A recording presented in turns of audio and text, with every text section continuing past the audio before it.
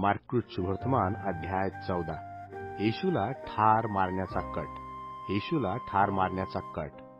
मग 2 दिवसानंतर वल्हांडण व बेखमीर भाकरीचा सण होता. तेव्हा त्याला कपटाने कसे धरावे व जीवे मारावे हे मुख्य याजक व शास्त्री पाहत होते. परंतु हे सणात करू नये, केले तर कदाचित लोकांमध्ये गडबड होईल असे त्यांनी म्हटले. बेथानी येथे येशूस करण्यात आलेला तैलाभ्यंग. बेथानी येथे येशूस करण्यात आलेला तैलाभ्यंग. तो बेथानी येथे कुष्ठरोगी शिमोन याच्या घरी जेवावयास बसला असता कोणी एक स्त्री जटामासीच्या बहुमूल्य सुगंधी तेलाची अलाबास्त्र कुपी घेऊन आली. तिने ती कुपी फोडून त्याच्या मस्तकावर ओतली. तेव्हा कित्येक आपसात चडफडून म्हणाले, या सुगंधी तेलाचा असा नाश का केला?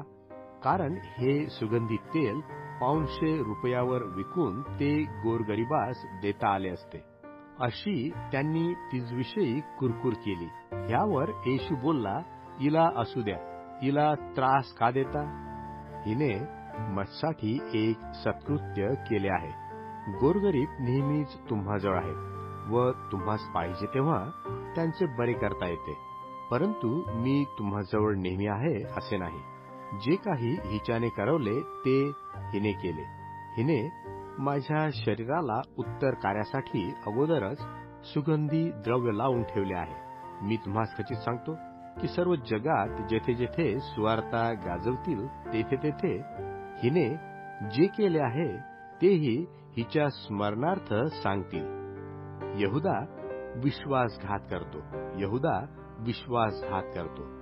मग 12तील एक जो यहुदा इस्कारियोत, तो त्याला मुख्य याजकाच्या स्वाधीन करण्याकरता त्याचकडे निघून गेला. त्याचे ऐकून त्यास आनंद झाला आणि त्याला त्यांनी पैका देऊ केला. मग तो त्याला सोयीने धरून देण्यास संधी पाहू लागला. शेवटले भोजन. बेखमीर भाकरीच्या सणाच्या पहिल्या दिवशी वल्हांडणाचा यज्ञपशु मारित असत. त्या दिवशी त्याचे शिष्य त्याला म्हणाले, आपण वल्हांडणाचे भोजन करावे म्हणून आम्ही कोठे जाऊन तयारी करावी अशी आपली इच्छा आहे.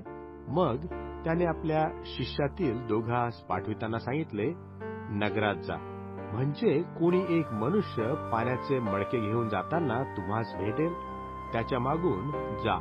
तो आत जाईल, तेथल्या घरधण्याला असे सांगा, गुरु म्हणतो, मी आपल्या शिष्यासह वल्हांडणाचे भोजन करावे अशी माझी उतरावयाची जागा कुठे आहे? मग तो स्वतः सजविलेली व तयार केलेली एक मोठी माडी तुम्हास दाखवी. तेथे आपल्यासाठी तयारी करा. मग त्याचे शिष्य निघून नगरात गेले. तेव्हा त्याने सांगितल्याप्रमाणेच त्यास आढळले आणि त्यांनी वल्हांडणाची तयारी केली. मग संध्याकाळ झाल्यावर तो 12 शिष्यासह आला आणि ते बसून भोजन करीत असता येशू म्हणाला, मी तुम्हास खचित सांगतो की तुम्हापैकी एक मला धरून देईल. तो मजबरोबर जेवणारा आहे. ते खिन्न होऊन एक जण त्याला म्हणू लागला, मी आहे काय तो?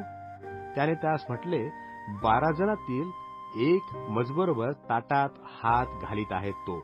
मनुष्याचा पुत्र जसे त्याविषयी लिहिले आहे तसा जातो, परंतु ज्याच्याकडून मनुष्याचा पुत्र धरून दिला जातो त्या मनुष्याला धिक्कार असो. तो मनुष्य जन्मला नसता तर ते त्याला बरे होते.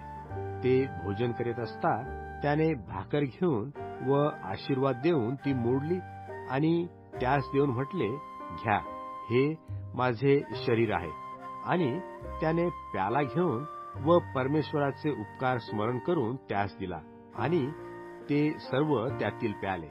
त्याने त्यास म्हटले, माझे हे कराराचे रक्त आहे. हे बहुतांकरिता ओतिले जात आहे. मी तुम्हास खचित सांगतो की मी देवाच्या राज्यात नवा पिन त्या दिवसापर्यंत आतापासून द्राक्षीचा उपज पिणारच नाही. मग एक स्तोत्र गाऊन ते जैतुनाच्या डोंगराकडे निघून गेले. शिष्य आपल्याला सोडून जातील हे येशूचे भविष्य. शिष्य आपल्याला सोडून जातील हे येशूचे भविष्य. नंतर येशू त्यास म्हणाला, तुम्ही सर्व अडखळाल, कारण असे लिहिले आहे की मी मेंढपाळाला मारीन आणि मेंढरांची दानादान होईल. तरी मी उठल्यावर तुमच्यापूर्वी गालिलात जाईल. पेत्र त्याला म्हणाला, जरी सर्व अडखळले तरी मी अडखळणार नाही. येशू त्याला म्हणाला, मी तुला खचित सांगतो, आज म्हणजे याच रात्री कोंबडा 2 वेळा आरवण्यापूर्वी तू 3 वेळा मला नाकारशील. तरी तो फार आवेशाने बोलला. आपल्याबरोबर मला मरावे लागले तरी मी आपणाला नाकारणारच नाही. सर्वांनीही तसेच म्हटले. गेतशेमाने येथे येशूचे आगमन. गेतशेमाने येथे येशूचे आगमन. नंतर ते गेतशेमाने नावाच्या ठिकाणी आले. तेव्हा तो आपल्या शिष्यास म्हणाला, मी प्रार्थना करीतोपर्यंत येथे बसा. त्याने पेत्र, याकोब व योहान यास बरोबर घेतले आणि तो फार चकित व अस्वस्थ होऊ लागला. तो त्यास म्हणाला, माझ्या जीवाला मरणप्राय अति खेद झाला आहे. तुम्ही येथे राहा व जागृत असा. मग तो काहीसा पुढे जाऊन भूमीवर पडला व त्याने अशी प्रार्थना केली, होईल तर ही घटका मजवरून टळून जाओ. आणि तो बोलला, अब्बा बापा, तुला सर्व काही साध्य आहे. हा प्याला मजपासून दूर कर. तरी माझ्या इच्छेप्रमाणे नको, तुझ्या इच्छेप्रमाणे हो. मग तो येऊन पाहतो तो ते झोपी गेले आहेत. तेव्हा तो पेत्राला म्हणाला, शिमोना, तू झोपी गेलास का? घटकाभरही तुझ्याने जागृत राहावले नाही का? तुम्ही परीक्षेत पडू नये म्हणून जागृत राहा व प्रार्थना करा. आत्मा उत्सुक आहे खरा, तरी देह अशक्त आहे. त्याने पुन्हा जाऊन तेच शब्द उच्चारून प्रार्थना केली. मग पुन्हा येऊन पाहतो तो ते झोपी गेले आहेत.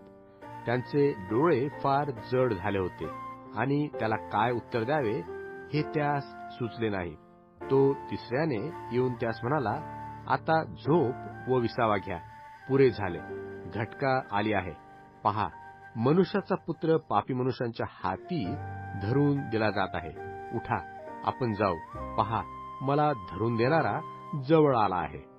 येशूला अटक करण्यात येते. येशूला अटक करण्यात येते. तो बोलत आहे इतक्यात 12 एक यहुदा तेथे आला. त्याबरोबर मुख्ययाजक, शास्त्री व वडील याचकडला लोकसमुदाय तरवारी व सोटे घेऊन आला. त्याला धरून देणाऱ्याने तर त्यास खून सांगून ठेवली होती, ती अशी की मी ज्याचे चुंबन घेईन तोच तो आहे, त्याला धरा व सांभाळून न्या.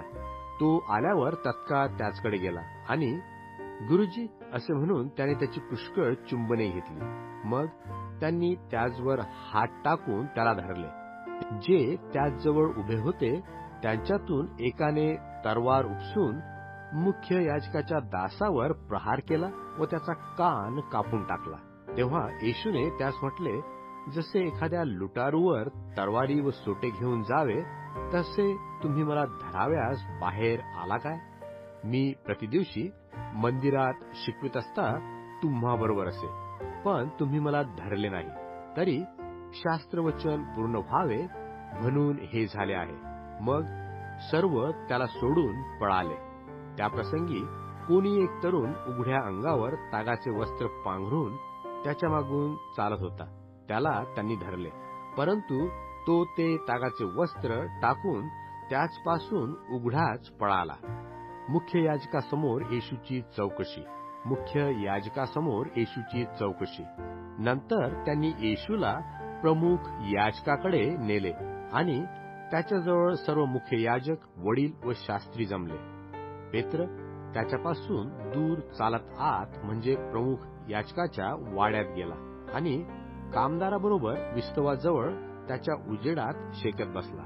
मुख्य याजक व सर्व न्यायसभा यांनी येशूला जीवे मारण्याकरता त्याच विरुद्ध साक्षीचा शोध केला, परंतु ती त्यास मिळाली नाही.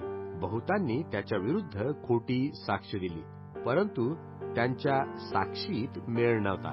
कित्येकांनी उभे राहून त्याच्या विरुद्ध अशी खोटी साक्ष दिली की हे हाताने बांधलेले मंदिर मी मोडून टाकेन व हाताने बांधलेले नाही असे दुसरे 3 दिवसात रचीन, असे आम्ही याला बोलताना ऐकले. परंतु ह्या त्यांच्या साक्षीतही मेळ नव्हता. तेव्हा प्रमुख याजकाने मध्ये उभे राहून येशूला विचारले, तू काही उत्तर देत नाहीस का? हे तुझ्या विरुद्ध साक्ष देतात हे काय? तथापि तो उगाच राहिला, त्याने काही उत्तर दिले नाही. पुन्हा प्रमुख याजकाने त्याला विचारले, धन्यवादिताचा पुत्र ख्रिस्त तो तू आहेस का? येशूने म्हटले, मी आहे. आणि तुम्ही मनुष्याच्या पुत्राला सर्वसमर्थाच्या उजवीकडे बसलेले व आकाशाच्या मेघासह येताना पाहाल. तेव्हा मुख्य याजक आपली वस्त्रे फाडून बोलला, आम्हास साक्षीदारांची आणखी काय गरज? हे दुर्भाषण तुम्ही ऐकले आहे. तुम्हाला कसे वाटते? तेव्हा हा मरणदंडास पात्र आहे असे सर्वांनी ठरविले. मग कित्येक त्याचवर थुकू लागले, त्याचे तोंड झाकून व त्याला बुक्क्या मारून अंतर्ज्ञानाने बोल असे त्याला म्हणू लागले. आणि कामदारांनी त्याला चपडाका मारून आपल्या ताब्यात घेतले. पेत्र येशूचा नाकार करतो. इकडे पेत्र खाली वाड्यात असता प्रमुख याजकांच्या दासीपैकी एक आली आणि पेत्र शेक घेत असताना पाहून त्याचकडे तिने दृष्टी लावली व म्हटले, तूही येशू नासरेतकर याबरोबर होतास. परंतु तो नाकारून बोलला, तू काय म्हणतेस ते मला ठाऊक नाही व समजतही नाही. ह्यावर तो बाहेर देवडीवर गेला, इतक्यात कोंबडा आरवला. मग ती दासी त्याला पाहून जे जवळ उभे होते त्यास पुन्हा सांगू लागली की हा त्यांच्यापैकी आहे.